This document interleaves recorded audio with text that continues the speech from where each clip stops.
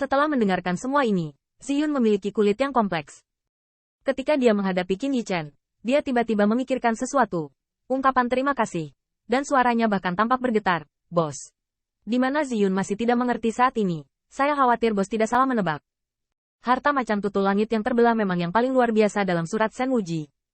Bahkan Spirit Pearl mungkin telah digunakan oleh Shen Wuji. Meskipun Qin Yichen hanya menebak-nebak saat itu, dia juga memberinya kesempatan paling berharga ini. Jika tidak, dapatkah dia membuat langit dan bumi hari ini terbalik? Butterfly Zhongshan dan yang lainnya terdiam beberapa saat. Selamat untuk Ziyun, sambil melihat siluet ramping dengan kagum, mengikuti Qin Yichen dari bunga 9 warna. Mereka menyaksikan secara langsung bagaimana moralitas para keturunan True Dragon mencapai awan.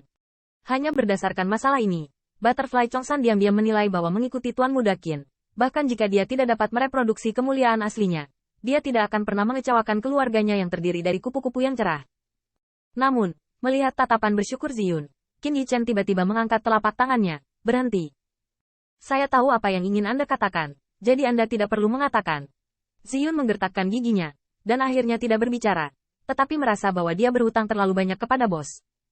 Ini juga menyebabkan Ziyun sedikit malu karena masih ada sesuatu yang mengganggu bos. Tapi itu sangat merepotkan sehingga dia tidak bisa menahannya. Tapi masalah ini tidak bisa ditunda. Jadi setelah Ziyun ragu-ragu sejenak, dia mengertakkan gigi dan berkata, Bos, ada satu hal lagi. Qin Yichen mengangkat alis. Ada apa? Menutupi bukanlah karaktermu. Ziyun biasanya menyegarkan. Tetapi pada saat ini, dia merasa berat Spirit Pearl berat, yang membuatnya agak acuh tak acuh. Ya, untuk mendapatkan Spirit Pearl, ramuan yang Anda berikan kepada saya telah habis. Dan Cunyang Bao brengsek. Ziyun tidak tahu bagaimana mengungkapkannya. Lagi pula, dia belum pernah menyentuh objek ilahi sebelumnya. Dia hanya mengangkat telapak tangannya, dan melihat bahwa Cunyang Bao mengambang di rerumputan. Tetapi Qin Yichen dan Hong Lian melihat sudut mulutnya berkedut. Kerugiannya sangat serius. Tanda seru. Ini hampir tersedak. Qin Yichen bergumam diam-diam. Meski hanya mendapat 1,5 helai daun saat mendapatkan rumput Cunyang Bao Zhao Kao, kini ia hampir mengalami flu berat dan sekarat. Kalau begitu jangan buru-buru dulu. Hong Lian hanya ingin berbicara, tetapi terbatuk oleh kata-kata mengejutkan dari Qin Yichen. Bisakah benda suci yang bermartabat diselesaikan dengan menyiramnya? Ketika Qin Yichen melihat ini, dia heran. Mengapa hanya menggunakan pupuk? Begitu kata ini keluar, Ziyun juga menutup dirinya. Diam-diam berpikir, Bos, bukankah kamu mempermainkanku?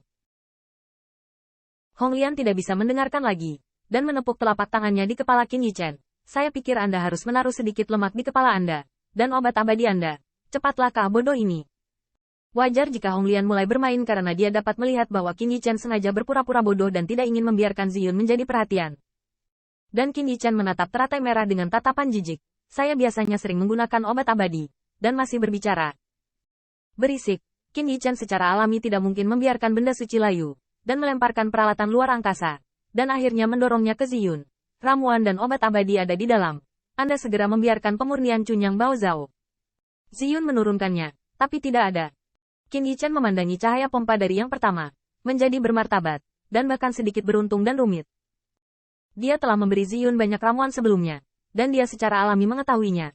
Dan untuk mendapatkan mutiara roh ini, dia hampir layu bersama dengan Cunyang Bao Zhao Kao. Tetapi betapa berbahayanya itu. Hong Lian juga terdiam, tidak lagi mengejek, dan dia juga mengerti bahwa Ziyun tampaknya mendominasi untuk melawan pertempuran di belakang pemandangan Yin Xiao. Harga dan rasa sakit seperti apa yang telah dibayar. Bodoh, ini Jackie Chan. Setelah emosi, Ziyun hendak pergi, tapi diseret oleh Qin Yichen. Ada apa, bos? Ziyun mengangkat alis, tetapi melihat senyum tipis Qin Yichen, dan tiba-tiba memikirkan sesuatu, dan menepuk dadanya. Bos, jangan khawatir, obat abadi ini, aku akan membalasmu. Ziyun selalu ingat bahwa setelah transformasi naga, dia berkata bahwa di masa depan, peluang sumber daya harus diperoleh sendiri. Namun, Qin Yichen menyeret bahunya dan tersenyum. Siapa yang peduli dengan obat abadi ini bersamamu? Aku ingin bertanya padamu, apakah pisaunya masih mudah digunakan? Ziyun mendengar ini, dan dengan cepat mengeluarkan tulang dan giginya dan menyerahkannya kepada Qin Yichen. Aku hampir lupa mengembalikannya padamu. Namun, Qin Yichen tidak mengambilnya, tetapi hanya berdiri di sana dan tersenyum, karena mudah digunakan. Maka Anda harus menyimpannya. Begitu ucapan ini keluar, apalagi Ziyun, yaitu Butterfly Zhongshan semua tersedak. Bos, apakah kamu bercanda? Aku bahkan tidak bisa membunuh ini. Ziyun merasa ngeri dan bisa mendapatkan Spirit Pearl. Sudah bos yang membuatnya mengambil tawaran. Sekarang dia juga memberinya pisau gigi aneh ini.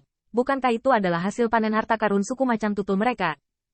Ditempati satu orang, Butterfly Zhongshan memiliki ide yang sama. Diam-diam mengira Tuan Muda Qin terlalu murah hati. Tanda seru. Tanda seru. Berubah menjadi orang lain. Saya khawatir tidak begitu murah hati menjadi saudara yang pro. Namun, Qin Yichen memegang tangan Ziyun, dan tertawa. Apa yang membuatmu terburu-buru? Setelah mendengarkan saya memiliki total 2 tangan, dan Anda telah melihat pedang saya. Meskipun alasan ini bagus, tetapi sebelum selesai, itu diinterupsi oleh Ziyun. Itu tidak akan memberiku objek pembagian ini juga. Pertarungan darah naga itu. Berbicara tentang setengah. Suara Ziyun tiba-tiba berakhir. Sedikit memalukan. Tetapi lebih banyak lagi menatap Qin Yichen dengan rasa terima kasih. Alasan mengapa dia tidak mengatakan apa-apa adalah dari sudut pandang Ziyun. Karena sepasang cakar naganya saat ini. Bahkan jika dia memiliki senjata perang darah naga, dia takut itu tidak diperlukan. Dan Qin Yichen juga digunakan sebagai alasan. Saya tidak bisa memberikannya kepada saudara. Tetapi hasilnya saudara tidak membaik sama sekali. Tapi karena ini, ekspresi Ziyun menjadi rumit. Meskipun dia lugas, mengapa dia tidak bisa melihat bahwa ini adalah alasan yang diinginkan bos untuk membuatnya merasa nyaman? Dia tidak membutuhkan senapan darah naga, jadi dia memberinya objek pembagi.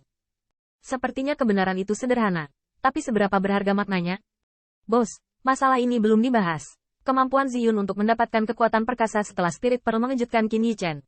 Tetapi dia juga melonjak dalam kekuatan abadi. Diam-diam berpikir bahwa anak laki-laki Anda ingin memberontak. Dengarkan aku. Qin Yichen memberikan minuman rendah, meskipun tidak sombong, tetapi juga dengan keagungan yang tidak perlu dipertanyakan lagi. Ziyun, dengarkan aku. Itu disebut saudara sebagai saudara dan kaki.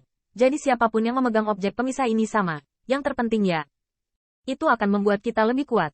Ziyun terdiam. Kebenaran memang kebenaran ini.